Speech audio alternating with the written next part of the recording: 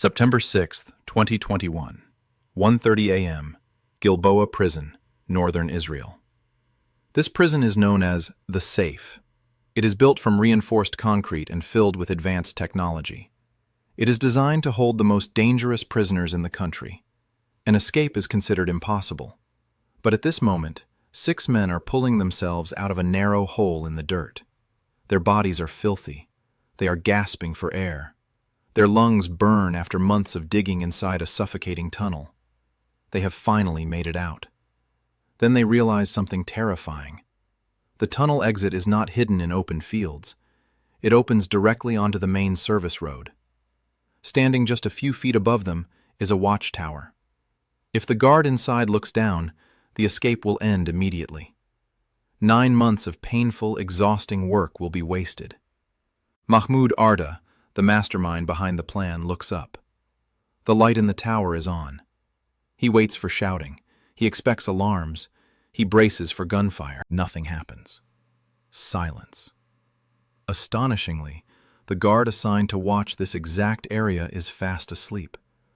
Ardah signals to the man behind him. One by one, the prisoners crawl out of the ground. They have done the impossible. Using nothing more than rusted spoons and saucepan handles, they have escaped from the Safe. They sprint across the road and disappear into the fields. Inside the prison, no alarms sound. The guards remain unaware. Hours pass before anyone realizes that 6 of the most notorious prisoners in Israel are gone. This escape triggers the largest manhunt in recent history. It exposes a shocking chain of failures in a billion-dollar security system. It turns 6 prisoners into legends. And it all begins with a basic architectural mistake, deep systemic negligence, and an overwhelming desire for freedom. To understand how this happened, you must understand who these men were and why they were inside the Safe. These were not ordinary criminals. This was political dynamite. Gilboa Prison holds Palestinian prisoners convicted of security-related offenses connected to the long and violent Israeli-Palestinian conflict. To the Israeli state, these men were terrorists who planned or carried out deadly attacks against soldiers and civilians. To many Palestinians, they were freedom fighters resisting military occupation. The 6 men in Cell 5, Ward 2, were mostly serving life sentences.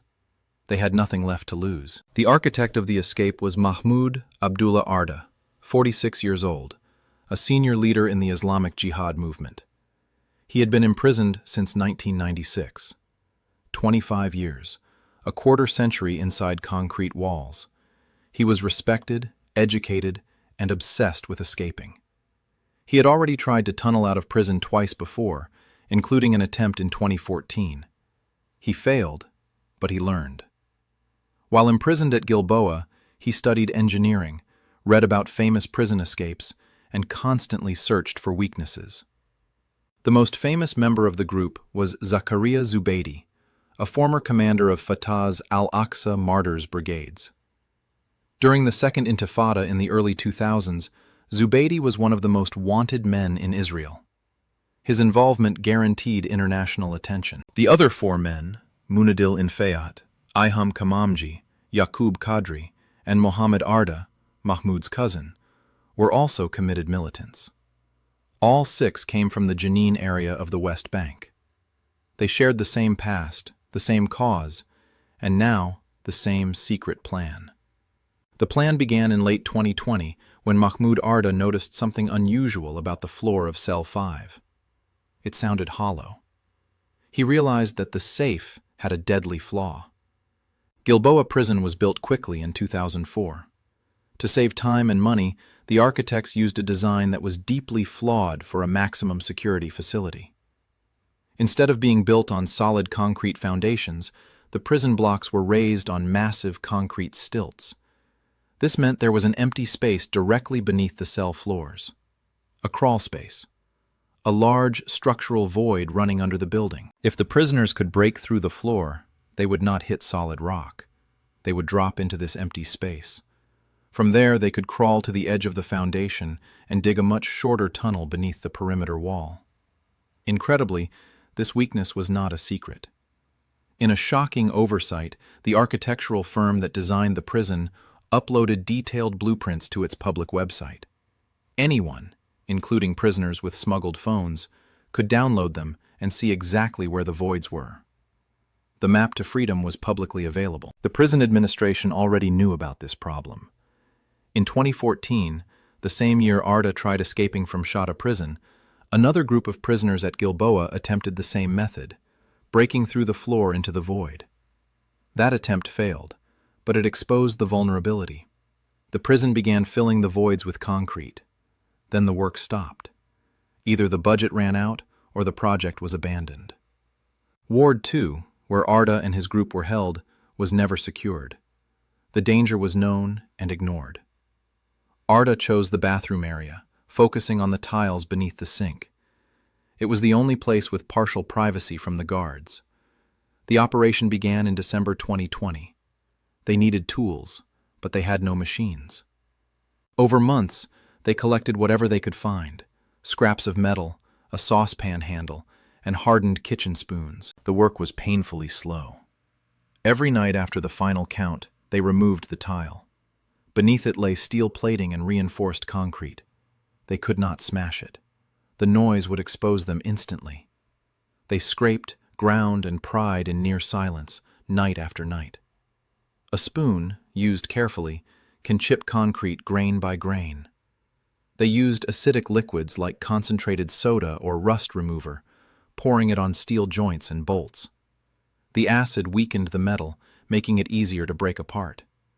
They worked in shifts. One man dug while the others stood guard. They timed their work during noisy moments, yard time or running showers, to hide the sound.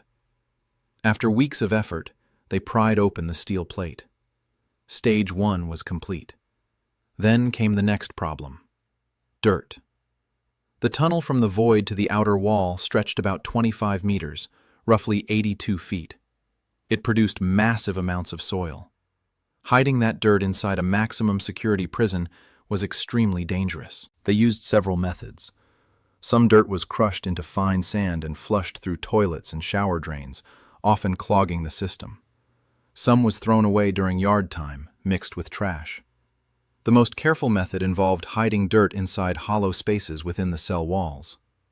They drilled small holes, packed the soil inside, and sealed them before inspections.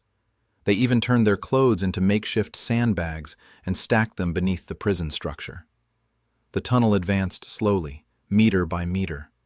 It was narrow and suffocating. They dug lying on their stomachs in total darkness. This continued for 9 months. And this is where the prison's failures become impossible to ignore. During one inspection, a guard noticed the loose tile beneath the sink, the exact tile hiding the hole. The prisoners froze, but the guard shrugged and walked away. Later, flushing debris caused a major sewage blockage. A guard and maintenance worker came to investigate. They stood next to the drain and saw clear traces of sand. The evidence was obvious. The guard said, "I'll fix it tomorrow." He never returned. That moment terrified the 6 men. They realized they were living on borrowed time. Their original escape date was weeks away, but now they had no choice. They had to act fast. Even the prison's technology failed.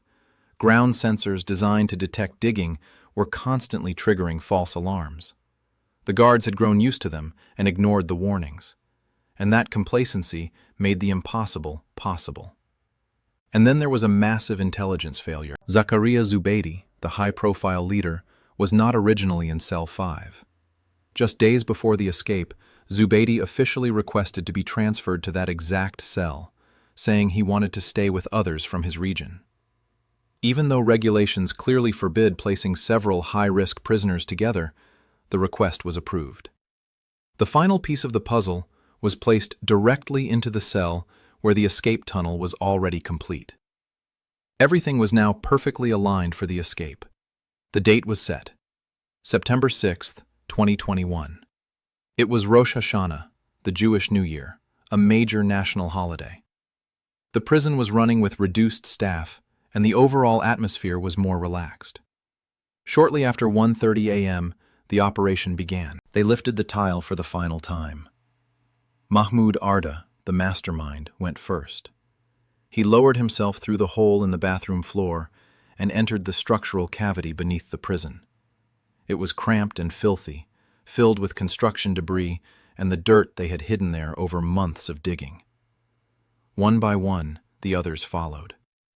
The crawl through the 25-meter tunnel was brutal. The tunnel was barely wide enough for shoulders. They had to drag themselves forward on their stomachs, inch by inch, in total darkness. The air was hot and thin. The fear of the tunnel collapsing was constant. This was not a movie. This was sweat, dirt, fear, and desperation. When Ardah finally broke through the surface, he emerged into the cool night air. It was his first breath of freedom in 25 years. "I felt like I was flying when I got out of the tunnel," Ardah later said. Then he realized where they were. Directly beneath the watchtower. This was the final and most shocking series of failures. The guard inside the watchtower was asleep at her post. Another nearby watchtower, which should have had a clear view of the exit, was unmanned due to staffing shortages. The guard responsible for watching the CCTV cameras in that area was reportedly distracted, watching television instead. It was a perfect storm of incompetence. The 6 men emerged one after another. They quickly removed their filthy digging clothes and changed into clean clothes they had carried with them. The original plan involved a getaway car, coordinated through a smuggled cell phone. But something went wrong. The car never arrived. They were stranded. Even worse, the prison's cell phone jamming system, which should have blocked communication, was reportedly not activated that night. They had no choice but to move. They began running east, away from the prison, disappearing into the surrounding farmland. It was now 1:49 a.m. The escape was complete. But when did the prison realize they were gone? The first warning did not come from the prison. It came from a taxi driver. Driving along Route 71, he noticed figures running through the fields. They looked suspicious. He called the police. A patrol car arrived and searched the area. Near the watchtower, officers found the hole in the ground. They radioed the prison and asked, "Do you have any missing prisoners?" The prison staff conducted a quick head count at 2 a.m. They replied, "No, all prisoners are accounted for." They had counted bodies in beds, not realizing some were just piles of blankets. The police insisted something was wrong. The prison counted again. At 3 a.m., they reported that 3 prisoners were missing. It was nearly 4 a.m., more than 2 hours after the escape, when the full truth finally became clear. 6 high-risk prisoners were gone. The safe had been breached. The realization sent shockwaves through Israel's security system. This was more than embarrassment. It was a national security crisis. If the safe could be broken with a spoon, was any prison truly secure? A massive manhunt began immediately. Thousands of police officers, border patrol agents, and soldiers were deployed. Drones filled the sky. Helicopters with thermal cameras scanned the fields. Over 200 roadblocks were set up. Elite special forces and canine units were brought in. The entire country was on high alert. The fugitives walked for hours, covering about 7 kilometers or 4.3 miles on foot. Their goal was the nearby Arab village of Naura. From there, they hoped to reach the West Bank, especially their hometown of Jenin, where they could disappear into the population. Around 5 a.m., they were exhausted, filthy, and desperate. They approached local residents, asking for help or a ride. The residents were terrified of the consequences and refused. The 6 men found a local mosque. They went inside, washed the tunnel dirt from their bodies, and prayed. While in Naura, Mahmoud Ardah borrowed a cell phone from someone at a bakery. He called his brother in Jenin using a prearranged code. He told him to drive to meet a prospective bride. It was code for success. But the response was too fast. They realized the border to the West Bank had been sealed. Their plan was now impossible. They faced a painful decision: stay together and risk being easily spotted, or split up and improve their chances of survival. They split into 3 pairs.